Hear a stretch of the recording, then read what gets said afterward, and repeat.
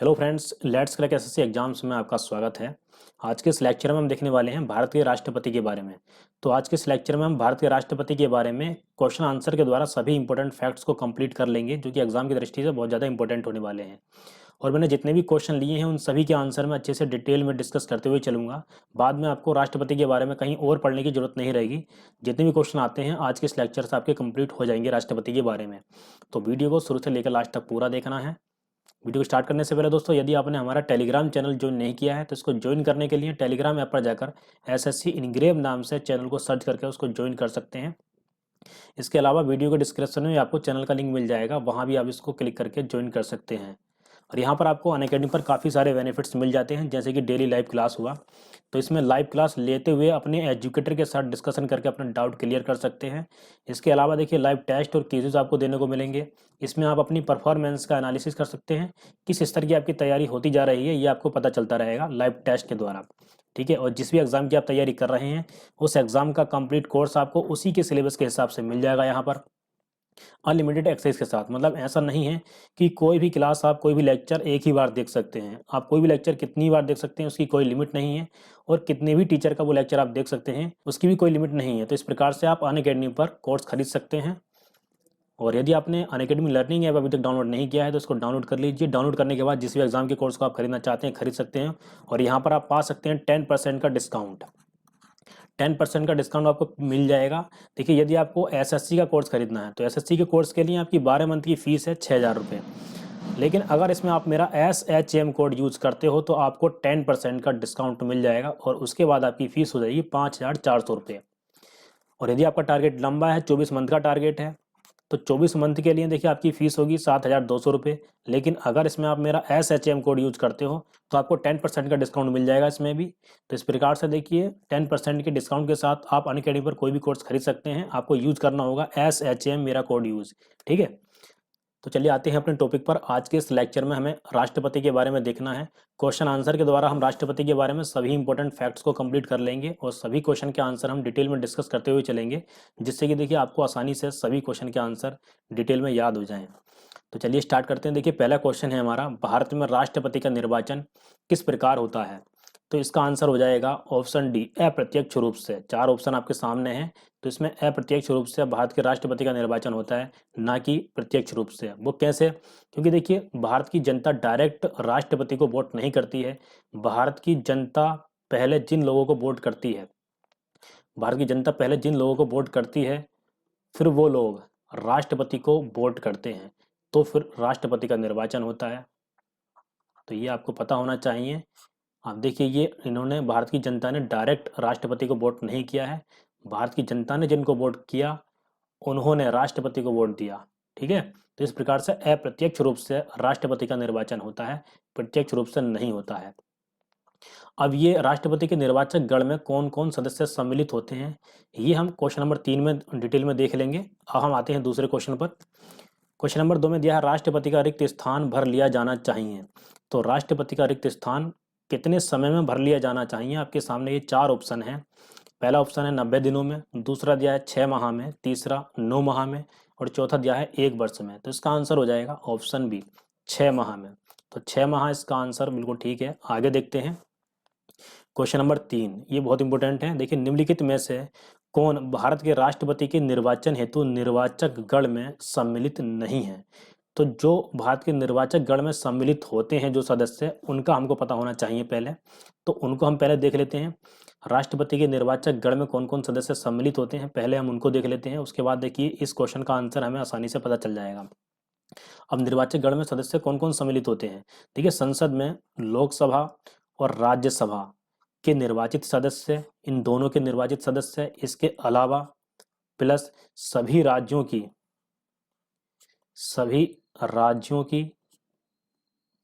विधानसभाओं के, सभी राज्यों की विधानसभाओं के प्लस दिल्ली और पुदुचेरी, ये दो केंद्र शासित प्रदेश हैं, प्लस दिल्ली और पुदुचेरी की विधानसभाओं के निर्वाचित सदस्य हैं। इन सभी के विधानसभाओं के निर्वाचित सदस्य हैं।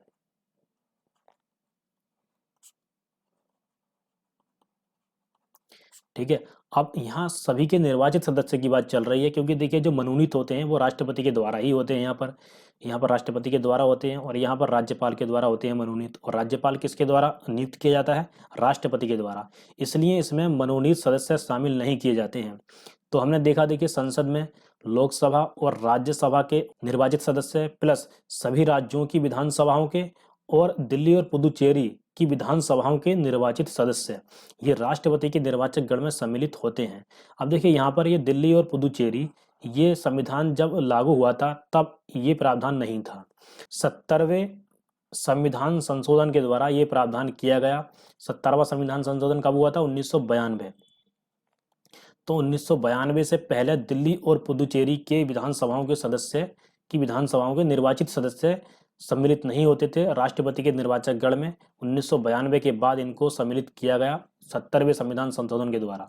ठीक है, ये आपको पता होना चाहिए। देखिए, तो राष्ट्रपति के निर्वाचक गण में कौन कौन सदस्य सम्मिलित होते हैं ये हमने देख लिया है। लोकसभा और राज्यसभा के प्लस सभी राज्यों की विधानसभाओं के प्लस दिल्ली और पुदुचेरी की विधानसभाओं के निर्वाचित सदस्य। यहाँ निर्वाचित सदस्यों की बात चलती है राष्ट्रपति के निर्वाचन में। तो देखिए इसका आंसर क्या हो जाएगा? यहाँ पर निर्वाचक गण में सम्मिलित नहीं होता है, वो हमको बताना है। लोकसभा के निर्वाचित सदस्य ये होते हैं सम्मिलित, राज्यसभा के निर्वाचित सदस्य ये भी सम्मिलित होते हैं। इसके बाद राज्यों की विधानसभाओं के निर्वाचित सदस्य ये भी होते हैं। राज्यों की विधान परिषदों के निर्वाचित सदस्य ये नहीं होते हैं। देखिए, राज्यों में जो विधानसभाएं होती हैं उनके निर्वाचित सदस्य निर्वाचक गण में सम्मिलित होते हैं, ना कि विधान परिषदों के। इनको सम्मिलित नहीं किया जाता है। और जो सम्मिलित नहीं होते हैं राष्ट्रपति के निर्वाचक गण में, वही हमको इसमें बताना है। तो ऑप्शन डी बिल्कुल ठीक हो जाएगा। अब देखते हैं हम आगे। क्वेश्चन नंबर 4, राष्ट्रपति के निर्वाचन में राज्य का मुख्यमंत्री मतदान करने के लिए पात्र नहीं होता यदि वह, ये 4 ऑप्शन आपके सामने हैं। राज्य का मुख्यमंत्री राष्ट्रपति को मतदान करने के लिए कब पात्र नहीं होता है ये हमको बताना है। तो अभी मैंने आपको बताया कि राष्ट्रपति के निर्वाचन मंडल में कौन कौन सदस्य सम्मिलित होते हैं, वो अगर आपको पता होगा तो इसका आंसर आप आसानी से लगा सकते हैं। 4 ऑप्शन को हम पढ़ते हैं। वह स्वयं प्रत्याशी होता है, ये कोई कारण नहीं है। उसे राज्य विधानमंडल के निचले सदन में अपना बहुमत सिद्ध करना शेष हो, ये भी कोई कारण नहीं है। ऑप्शन सी में दिया है वह राज्य विधानमंडल में उच्च सदन का सदस्य हो। यहाँ पर देखिए उच्च सदन क्या होता है राज्य विधानमंडल के स्तर पर, तो वो होता है विधान परिषद। राज्य के स्तर पर उच्च सदन होता है विधान परिषद और केंद्र के स्तर पर उच्च सदन होता है राज्यसभा। तो यहाँ पर राज्य विधानमंडल में उच्च सदन क्या होता है? विधान परिषद। और मैंने अभी आपको बताया था विधान परिषद के सदस्य राष्ट्रपति के निर्वाचन मंडल में सम्मिलित नहीं होते हैं। तो इस क्वेश्चन का आंसर हो जाएगा ऑप्शन सी, क्योंकि राज्य का मुख्यमंत्री अगर उच्च सदन का सदस्य होगा तो वो राष्ट्रपति के निर्वाचन में सम्मिलित नहीं हो सकता, उसको वोट नहीं कर सकता, उसके लिए पात्र नहीं होगा। तो ऑप्शन सी बिल्कुल ठीक हो जाएगा इसका आंसर।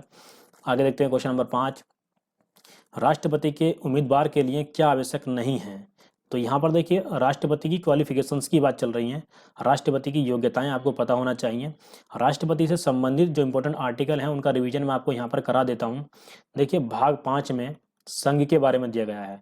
भाग 5 में दिया गया है संघ, और इस वाले भाग 5 में अनुच्छेद 52 से 151 तक अनुच्छेद हैं, मतलब पूरे 100 अनुच्छेद हैं संख्या में। पूरे 100 अनुच्छेद दिए गए हैं भाग 5 में। तो इसमें सबसे पहला अनुच्छेद ही 52 राष्ट्रपति के बारे में दिया गया है कि भारत का एक राष्ट्रपति होगा। ये अनुच्छेद 52 में दिया गया है, सभी को पता होगा। यहीं से स्टार्ट होता है भाग 5। सबसे पहले राष्ट्रपति का प्रावधान ही है कि भारत का एक राष्ट्रपति होगा।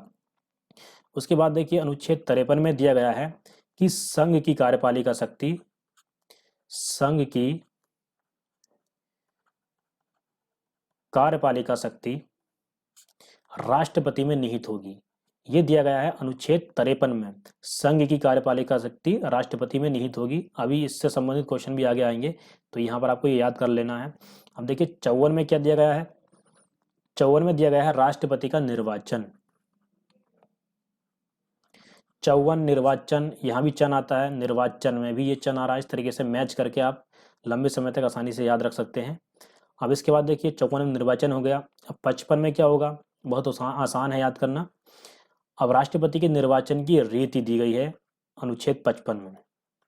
राष्ट्रपति के निर्वाचन की रीति कि राष्ट्रपति के निर्वाचन में क्या प्रक्रिया अपनाई जाएगी, ये सब कुछ दिया गया है 55 में। इसके बाद देखिए 56 में दिया गया है पदावधि। राष्ट्रपति का कितना कार्यकाल होगा ये दिया गया है 56 में।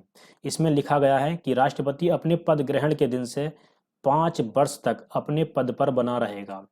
अपने पद ग्रहण के दिन से, ठीक है, ये भी आपको याद रखना है कि कब से, तो वो अपने पद ग्रहण के दिन से 5 वर्ष तक अपने पद पर बना रहेगा।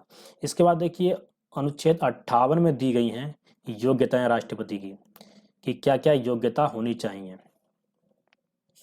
इसके बाद एक अनुच्छेद में और बता देता हूँ आपको, यहाँ पर 61 में महाभियोग के बारे में दिया गया है। महाभियोग के बारे में अभी हम डिटेल में जानेंगे कि महाभियोग क्या होता है, आगे हम देखेंगे महाभियोग को।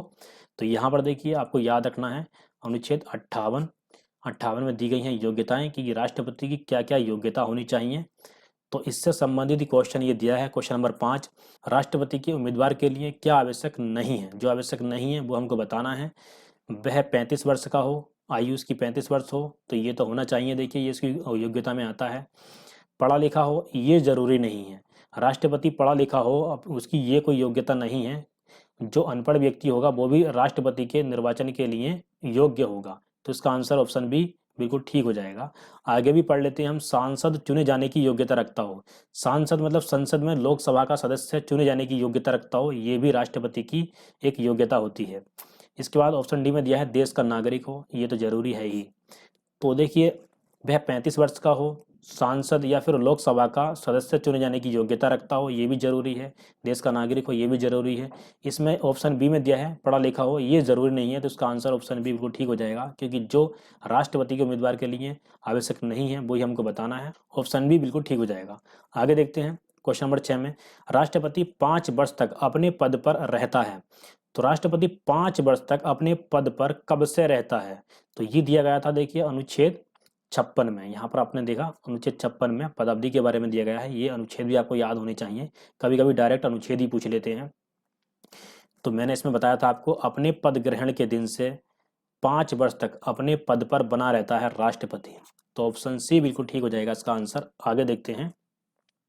तो यहाँ पर तो देखिए मैंने आपको समझाने के लिए कि राष्ट्रपति के निर्वाचन मंडल में कौन कौन सदस्य सम्मिलित होते हैं, तो वो समझाने के लिए मैंने यहाँ पर ये लिखा है। तो राष्ट्रपति के निर्वाचन मंडल में राज्यसभा के, लोकसभा के निर्वाचित सदस्य दोनों के, इसके अलावा विधानसभा के निर्वाचित सदस्य। यहाँ पर देखिए दिल्ली सभी राज्यों की विधानसभाओं के साथ दिल्ली प्लस पुदुचेरी की विधानसभाओं के निर्वाचित सदस्य भी सम्मिलित होते हैं। विधान परिषद सम्मिलित नहीं होती, विधानसभाओं के सदस्य सम्मिलित होते हैं। आगे देखते हैं हम क्वेश्चन नंबर 7, भारत के राष्ट्रपति अपना त्याग पत्र किसको संबोधित करके देते हैं। तो इसका आंसर है भारत का राष्ट्रपति त्याग पत्र किसको देता है, उपराष्ट्रपति को। ऑप्शन सी बिल्कुल ठीक है। क्वेश्चन नंबर 8 देखते हैं, भारत के राष्ट्रपति को उसके पद से हटाया जा सकता है। तो भारत के राष्ट्रपति को उसके पद से महाभियोग की प्रक्रिया के द्वारा हटाया जा सकता है। और महाभियोग की प्रक्रिया कौन चला रहा है, संसद द्वारा महाभियोग की प्रक्रिया द्वारा राष्ट्रपति को हटाया जा सकता है। अब ये महाभियोग क्या होता है अभी हम आगे देखेंगे। तो इसका आंसर ऑप्शन डी बिल्कुल ठीक हो जाएगा, संसद के द्वारा राष्ट्रपति को हटाया जा सकता है। आगे है क्वेश्चन नंबर 9, भारत के राष्ट्रपति को महाभियोग द्वारा, यहाँ पर देखिए महाभियोग के बारे में आ गया है, महाभियोग द्वारा हटाने की प्रक्रिया निम्नलिखित में से किस अनुच्छेद में वर्णित है। तो वो अनुच्छेद है अनुच्छेद 61। अनुच्छेद 61 में महाभियोग के बारे में दिया गया है।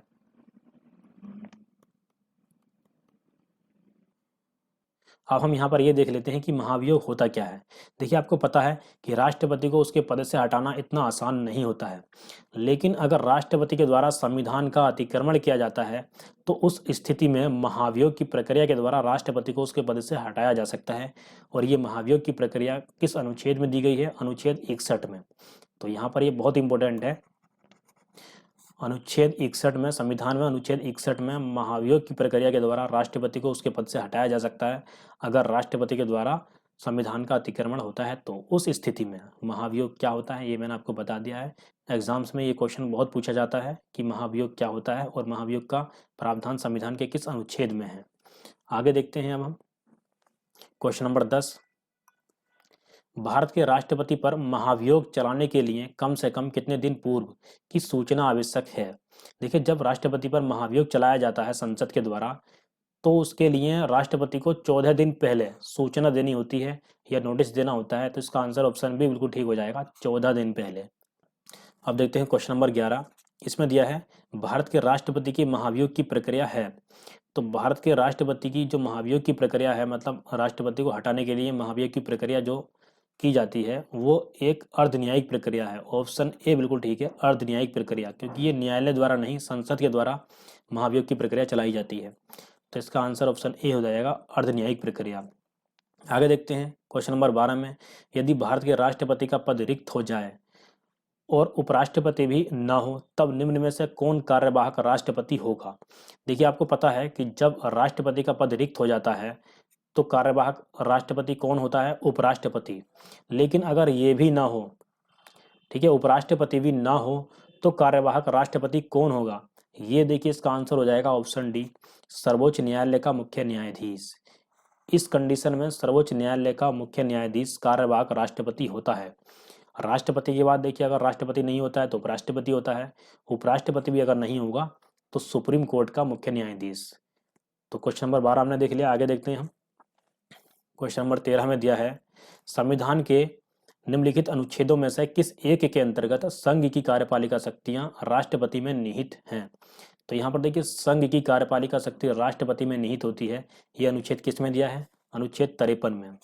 तो यहाँ पर देखिए मैं कुछ आर्टिकल आपको याद करा देता हूँ, थोड़ा जल्दी में रिवीजन करा देता हूँ आपको। देखिए अनुच्छेद 52 में राष्ट्रपति के बारे में दिया गया है, अनुच्छेद 53 में संघ की कार्यपालिका शक्ति राष्ट्रपति में निहित होगी, ये दिया है। अगर देखिए हम यहाँ पर अनुच्छेद 52 में 11 ऐड कर देते हैं, प्लस 11 ऐड कर देते हैं तो ये बन जाता है 63। तो 63 में उपराष्ट्रपति के बारे में दिया गया है, ये भी हमको पता होना चाहिए। 63 में उपराष्ट्रपति के बारे में दिया गया है। अगर हम इसमें दोबारा 11 ऐड कर देते हैं, ये एक तरीके से ट्रिक है आपको याद कराने के लिए अनुच्छेद। अगर हम इसमें दोबारा 11 ऐड कर देते हैं तो उसमें देखिए आ जाता है 74। इसमें 74 में दिया गया है पीएम के बारे में, मतलब प्रधानमंत्री के बारे में। एक तरीके से इसमें मंत्री परिषद के बारे में दिया गया है, क्योंकि मंत्री परिषद का ही प्रधानमंत्री होता है। तो हम सोच सकते हैं कि अनुच्छेद 74 में प्रधानमंत्री के बारे में दिया गया है। अनुच्छेद 74 में लिखा है कि राष्ट्रपति को सहायता एवं सलाह देने के लिए एक मंत्री परिषद होगी जिसका प्रधान या प्रमुख प्रधानमंत्री होगा। तो ये कुछ इंपोर्टेंट आर्टिकल आपको याद होने चाहिए। देखिए यहाँ पर 63 के बाद 64 आता है। 64 में दिया गया है कि राज्यसभा का पदेन सभापति उपराष्ट्रपति होगा। 63 में उपराष्ट्रपति के बारे में दिया गया था, उसके बाद तुरंत 64 में कि जो उपराष्ट्रपति होगा वो राज्यसभा का पदेन सभापति होगा। मतलब वही जो उपराष्ट्रपति होता है वही राज्यसभा का सभापति होना आवश्यक है। तो यहाँ पर देखिए हम 11 ऐड कर रहे थे, अगर हम डायरेक्ट 101 ऐड कर देते हैं, यहाँ पर हमने 1 ऐड करा, अगर हम 101 ऐड कर देते हैं तो ये बन जाता है 153। तो 153 में दिया गया है राज्यपाल के बारे में, ठीक है, राज्यपाल के बारे में दिया गया है 153 में। तो यहाँ पर देखिए केंद्र के स्तर पर अनुच्छेद 52 में राष्ट्रपति के बारे में दिया गया है। अगर हम इसमें 101 ऐड कर देते हैं तो 153 में राज्य के स्तर पर राज्यपाल के बारे में दिया गया है। और अनुच्छेद 154 में क्या होना चाहिए, यहाँ पर हमने 53 में क्या देखा था, यहाँ राष्ट्रपति था, 52 में, 53 में क्या था, संघ की कार्यपालिका शक्ति राष्ट्रपति में निहित होगी, ये था। तो 154 में क्या होना चाहिए, राज्य की कार्यपालिका शक्ति राज्यपाल में निहित होगी, ये दिया गया है 154 में। तो इस तरीके से देखिए राष्ट्रपति के आर्टिकल से हम काफी सारे और आर्टिकल हम आसानी से याद कर लेंगे 11 और 101 ऐड करने के बाद। तो यहाँ पर हमने देख लिया है अनुच्छेद 53 में दिया गया है संघ की कार्यपालिका शक्ति राष्ट्रपति में निहित होती है। तो इसका आंसर ऑप्शन सी बिल्कुल ठीक हो जाएगा। आगे देखते हैं, भारतीय संविधान में समस्त कार्यपालिका शक्तियां निहित हैं, तो वही देखिए पूछ लिया है, राष्ट्रपति में निहित होती है। इसके बाद क्वेश्चन नंबर 15 में दिया है लोकसभा और राज्यसभा की संयुक्त बैठक किसके द्वारा आहूत की जाती है या बुलाई जाती है। तो यहाँ पर देखिए हम संयुक्त बैठक के बारे में थोड़ा सा डिटेल में डिस्कस कर लेते हैं कि संयुक्त बैठक कब बुलाई जाती है।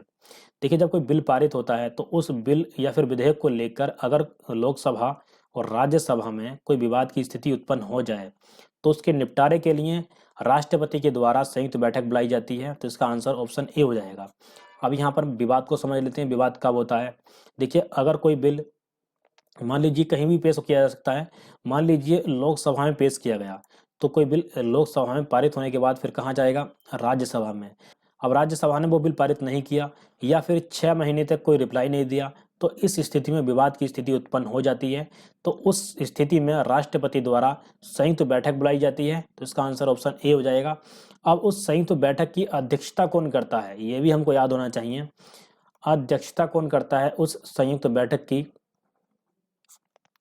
वो होता है लोकसभा अध्यक्ष। लोकसभा अध्यक्ष। अब आगे देखते हैं हम क्वेश्चन नंबर 16। अनुच्छेद 108 के अंतर्गत लोकसभा और राज्यसभा की संयुक्त बैठक आयोजित की जाती है। किसके द्वारा की जाती है? राष्ट्रपति के द्वारा। वही क्वेश्चन इसने पूछ लिया है। अगर इसने पूछा होता कि संयुक्त बैठक की अध्यक्षता कौन करता है, तो इसका आंसर हो जाता लोकसभा अध्यक्ष, ऑप्शन बी। तो यहाँ पर किसके द्वारा बुलाई जाती है संयुक्त बैठक, ये पूछा है, तो इसका आंसर हो जाएगा राष्ट्रपति। संयुक्त बैठक का जो अनुच्छेद है वो 108 है, ये भी आपको याद रखना है। देखिए 108 बैठक, 108 में बैठक के बारे में दिया गया है। लोकसभा और राज्यसभा की संयुक्त बैठक के बारे में दिया गया है 108 में। आगे देखते हैं क्वेश्चन नंबर 17। निम्न में से किस विषय पर राष्ट्रपति के लिए मंत्रिपरिषद से सलाह लेना आवश्यक नहीं है? तो राष्ट्रपति के लिए मंत्रिपरिषद से सलाह लेना आवश्यक नहीं है, ये किस विषय में है? विधेयकों पर स्वीकृति देना। विधेयकों पर स्वीकृति देने के मामले में राष्ट्रपति मंत्रिपरिषद से सलाह नहीं लेता है। तो इसका आंसर ऑप्शन बी हो जाएगा। आगे देखते हैं संविधान के किस अनुच्छेद के अंतर्गत भारत के राष्ट्रपति को अध्यादेश जारी करने की शक्ति प्रदत्त है? अब ये बहुत इंपॉर्टेंट है, ये क्वेश्चन बहुत पूछा जाता है एग्जाम में अध्यादेश के बारे में। तो अध्यादेश के बारे में हम थोड़ा सा यहाँ डिटेल में डिस्कस कर लेते हैं। अध्यादेश के बारे में संविधान के अनुच्छेद 123 में दिया गया है, तो इसका आंसर ऑप्शन बी हो जाएगा। अब अध्यादेश क्या होता है? देखिए जब कोई बिल पारित होता है तो उसके लिए एक लंबी प्रक्रिया का सामना करना पड़ता है। पहले वो लोकसभा में जाएगा, फिर राज्यसभा में जाएगा। मान लीजिए राज्यसभा में जाता तो लोकसभा में जाता, फिर वो राष्ट्रपति के पास जाएगा इन दोनों के बाद। तो इस प्रकार से देखिए एक लंबी प्रक्रिया का सामना करना पड़ता है, तो थोड़ा लंबा समय लग जाता है। किसी विधेयक को पारित करने के लिए दोनों सदनों का, लोकसभा और राज्यसभा का, दोनों सदनों का सत्र में होना जरूरी होता है। कोई एक अगर नहीं होगा तो बिल पारित नहीं हो सकता। मान लीजिए लोकसभा सत्र में नहीं है तो बिल कैसे पारित होगा? तो इन सभी कंडीशंस में अगर कोई ऐसा मुद्दा है जिसको लेकर तत्काल प्रभाव से कानून लागू करने की आवश्यकता है, तो उस स्थिति में राष्ट्रपति के द्वारा अध्यादेश जारी कर दिया जाता है। तो ये अध्यादेश एक प्रकार का बिल या विधि ही होती है, ये आपको याद रखना है। देखिए अगर हम इसको शॉर्ट में समझना चाहें, अगर कोई ऐसा मुद्दा है जिसको लेकर तत्काल प्रभाव से कानून लागू करने की आवश्यकता है, तो राष्ट्रपति अध्यादेश जारी कर देता है। अध्यादेश एक प्रकार की बिल या विधि ही होती है। तो इसका आंसर ऑप्शन बी बिल्कुल हो जाएगा। आगे देखते हैं क्वेश्चन नंबर 19।